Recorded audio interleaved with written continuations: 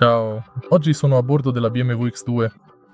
In questo video ti mostrerò come attivare e disattivare i tergicristalli anteriori. All'inizio, guarda sul lato destro del volante, proprio qui abbiamo questa leva. Quindi, per prima cosa, puoi usare i tergicristalli anteriori una sola volta, tirando questa leva verso il basso. Successivamente, puoi impostarla sulla prima posizione,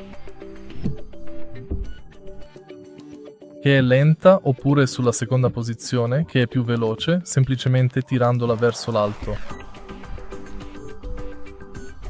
Per disattivare i tergicristalli anteriori, tira la leva una o due volte. Dipende da quale livello è impostato il tergicristallo. Se hai trovato utile questo video, metti mi piace, lascia un commento e iscriviti al canale.